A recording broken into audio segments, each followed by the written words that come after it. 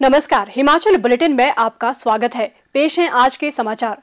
मुख्यमंत्री श्री जयराम ठाकुर ने आज ओक ओवर में प्रधानमंत्री श्री नरेंद्र मोदी के मन की बात कार्यक्रम का संबोधन सुना। अपने संबोधन में श्री नरेंद्र मोदी ने कहा, मेरे प्यारे देशवासियों, अभी कुछ दिन पहले ही हमने मातृभाषा दिवस मनाया। जो विद्वान लोग हैं वो मातृभाषा शब्द कहाँ से आया, इसकी उत्पत्ति कैसे हुई, इसे लेकर बहुत एकेडमिक इनपुट दे सकते हैं। मैं तो मातृभाषा के लिए यही कहूंगा कि जैसे हमारे जीवन को हमारी माँ गढ़ती है, वैसे ही मातृभाषा भी हमारे जीवन को गढ़ती है। माँ और मातृभाषा दोनों मिलकर जीवन की फाउंडेशन को मजबूत बनाते हैं, चिरंजीव बनाते हैं। जैसे हम अपनी माँ को नहीं छोड़ सकते, वैसे ही अपनी मातृभाषा को भी नहीं छोड़ सकते।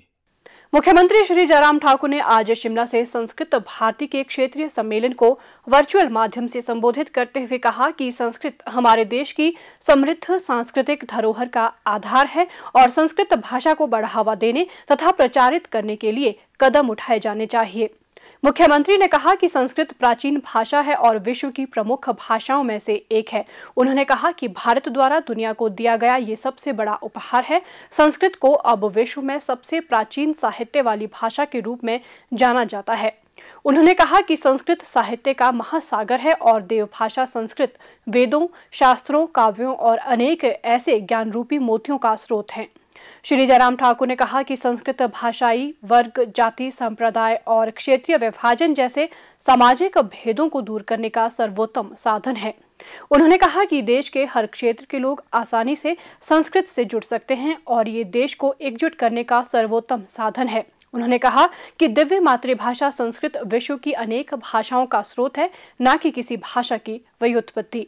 मुख्यमंत्री ने कहा कि संस्कृत हमारी सांस्कृतिक परंपराओं का प्रमुख आधार है। उन्होंने कहा कि प्रधानमंत्री श्री नरेंद्र मोदी ने आज अपने मन की बात कार्यक्रम में संस्कृत के महत्व को रेखांकित करते हुए कहा कि विश्व की अनेक भाषाएं संस्कृत से विकसित हुई हैं। उन्होंने कहा कि ये दुर्भाग्यपूर्ण है कि प्रतिस्पर्धा के इस दौर में हमने अपनी जड़ों से दूरी बना ली है। उन्होंने कहा कि कोरोना महामारी ने दुनिया को अपनी जड़ों के महत्व का अनुभव करवाया तथा इस संकट के दौरान लाखों लोग अपने गांव लौट आए।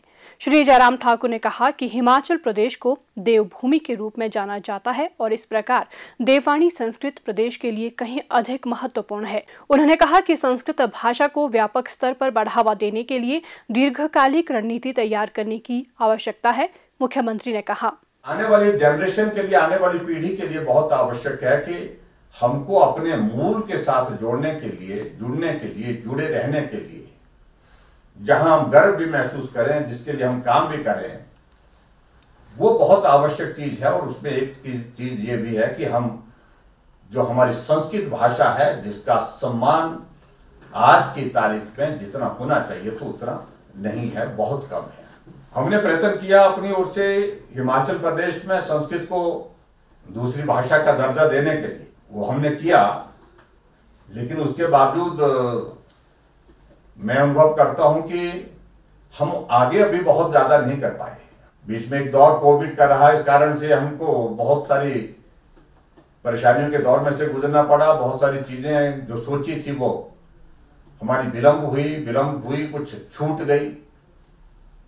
लेकिन फिर भी उसके बावजूद मैं इतना जरूर कहना चाहूंगा कि हमारा लक्ष्य है कि आने वाले समय में संस्कृत को कम से कम हिमाचल प्रदेश में देवभूमि में अगर हमने सम्मान दिया है, द्वितीय भाषा का, राज्य भाषा का दर्जा दिया है, तो ऐसे में सम्मान को और कितना आगे बढ़ा सकते हैं, कितना मजबूत कर सकते हैं, उसके लिए हमको प्रयत्न करने की आवश्यकता है।